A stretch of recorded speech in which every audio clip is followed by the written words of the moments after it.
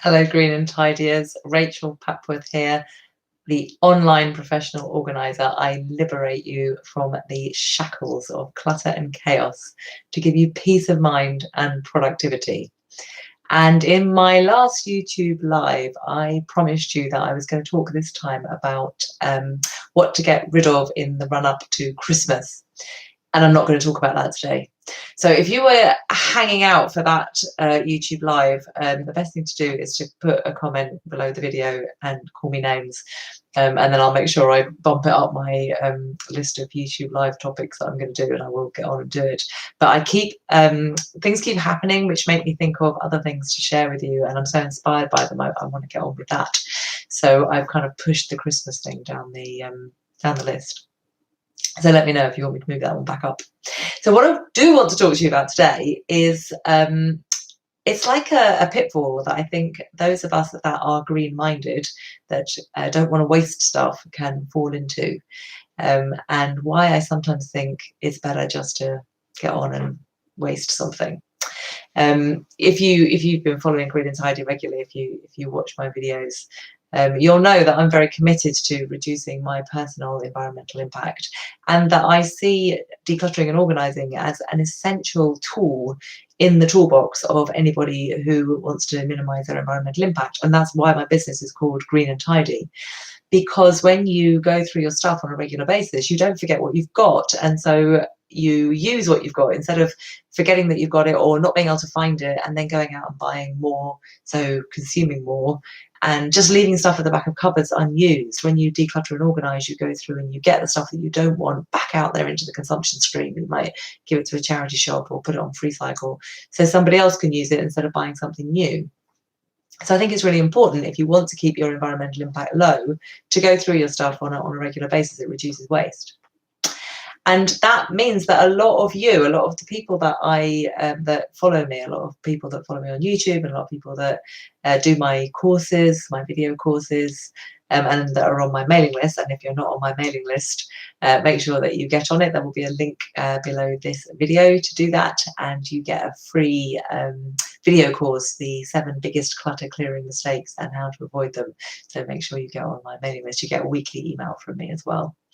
So anyway, yes, the kind of people that tend to follow me, so probably including yourself, are people who are green-minded and hate to waste stuff. And that can be a problem when you're trying to declutter, because particularly if it's hard to find a new home for something, we feel really bad about getting rid of it. And even if it is possible to find a new home for something, we still feel bad about getting rid of something when we haven't completely finished with it, completely used it up. You may have seen the video on my website about the t-shirts. There are some things that I probably should get rid of because I've got more than I can use, but there's no other home for them. And the example on the video is baggy 1980s t-shirts, which nobody else wants. Like they wouldn't even be selling in a charity shop. I could potentially compost them, but actually what I do is I wear them for decluttering and for playing badminton and so on, and then when they're really falling apart, I use them as a worm mat in my wormery. But I've got loads of them. I've still got too many. I don't even accept a new t-shirt under any circumstances now. I turned one down on my sister-in-law's hen night 10 years ago. I was like, I won't accept a new t-shirt. Anyway, so rambling on. The reason why this topic has come to my mind recently is 2 things. One personal and one from somebody that I was coaching. So I'll start with the person that I was coaching. I was asked to coach a lovely lady who has been dealing with the stuff that she's inherited after her parents have passed away. And she was just really struggling with what to do. She's kind of taken the stuff that she really wants to keep, but there's like books and all sorts of things that she doesn't really know how to rehome. And we talked about a number of different options and ways to move them on. And one of the things I found myself saying was, look, you know, this isn't even your own stuff. You've done really well. You've done your best to home everything, but sometimes you just have to draw a line under it and say, I've got a life to live, and I could be doing better things with my time for the environment than trying to find a home for each little individual item that's in this home that I've inherited. So sometimes I think you just have to say, the amount of time and energy it's going to take me to find a good home for this thing isn't worth it. in the scheme of things. I could do better things with my time. You can see I actually find it quite hard to even say this. And I can imagine you listening and saying, oh, but, you know, like, it's so terrible to waste stuff. But I suppose the thing is, I really believe that we're saving the planet for human beings. We're not saving it for polar bears, because polar bears don't have an appreciation of the future. They're just trying to survive right now. Of course, I want polar bears to survive. But what I really care about is a sustainable planet for future generations, and on which everybody can have a decent life.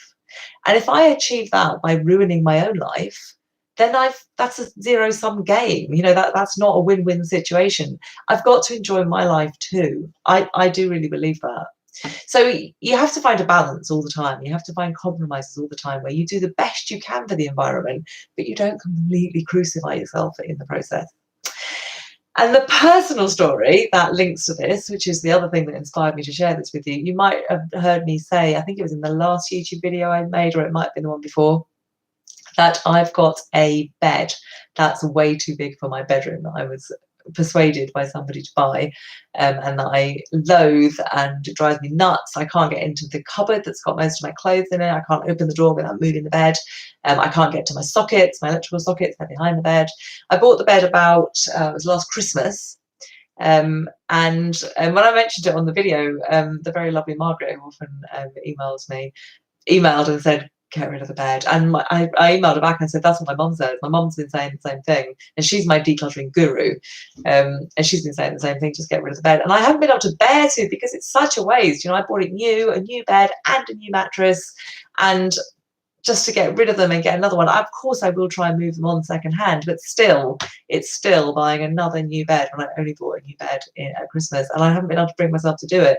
But that conversation with Margaret, on top of what my mum's been saying, and on top of just going absolutely insane trying to get into that cupboard, I have decided to get rid of the bed. And in fact, I have already ordered the new bed, which is a king size instead of a super king, and I'm putting the super king bed and the super king mattress on Gumtree, so hopefully somebody will buy them secondhand. So that was the point of this video. Sometimes you have to compromise on your green ideals in order to make your life work. And that's really what decluttering and organising is all about. It's about really making your life work easily. So I'd be really interested to hear your thoughts on that. Do you agree with me? Do you disagree with me? Are you horrified that I would say that? Comment below and let me know. Do keep coming in with requests for things you'd like me to cover in these videos. I love requests. And next week I'm going to talk about another coaching session that I did. Similarly, with somebody who was decluttering a house that she's inherited, and who had got really, really, really stuck. She'd done a certain amount and had got stuck, and we had a conversation which has helped to get her unstuck. And I think that might be some stuff in that will be helpful to you. So next week or next time I come on YouTube Live, I am going to talk about how to get unstuck when you've just got really stuck in your decluttering and organising project. So I will see you in the next YouTube Live. I look forward to reading your comments. Bye for now.